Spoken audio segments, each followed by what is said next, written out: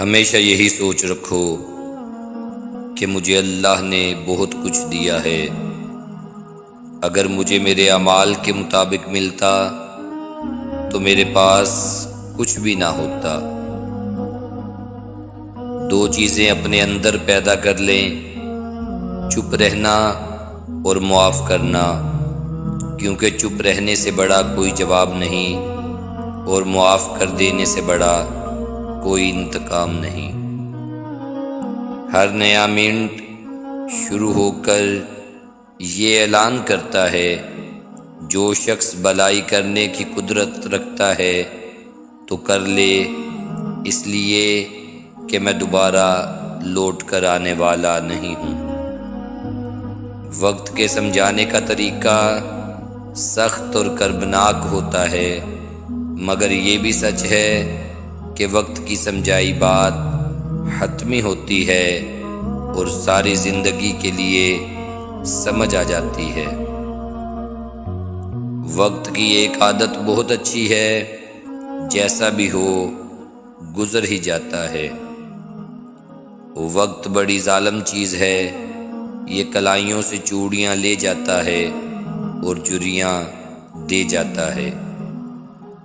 ٹھیک وقت پہ کیے ہوئے مشکل فیصلے زندگی کو آسان بنا دیتے ہیں۔ وقت سے ہارتے وہ ہیں جنہیں اللہ پر بھروسہ نہ ہو۔ اگر آپ صحیح ہیں تو کچھ بھی ثابت کرنے کی ضرورت نہیں، وقت خود آپ کی گواہی دے گا۔ غصے کے وقت تھوڑا رک جائیں اور غلطی کے وقت تھوڑا جھک جائیں، زندگی آسان ہو جائے گی۔ وقت کے ایک تماچے کی دیر ہے صاحب، میری فقیری بھی کیا تیری بادشاہی بھی کیا۔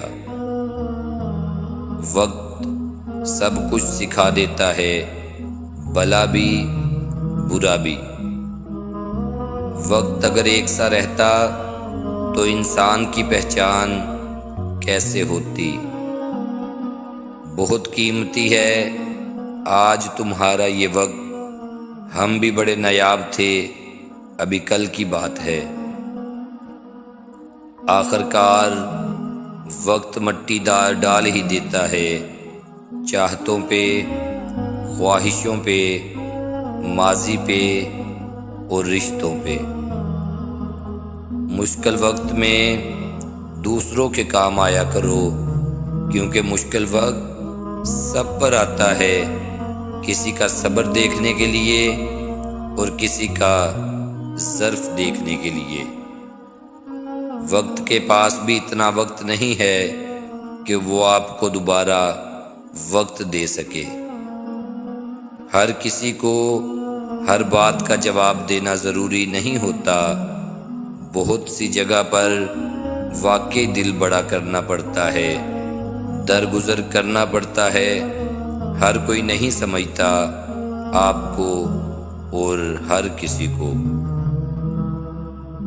زندگی میں کچھ پل ایسے آتے ہیں جنہیں ہم چاہ کر بھی اپنی یادداشت سے نہیں مٹا سکتے۔ مجھے اختلاف ہے ان لوگوں سے جو کہتے ہیں وقت ہر زخم کا مرہم ہے۔ پھر ایک وقت ایسا آتا ہے جب دل کی ساری خواہشات ختم ہو جاتی ہیں اور دل چاہتا ہے بس وہی ہو جو اللہ چاہتا ہے۔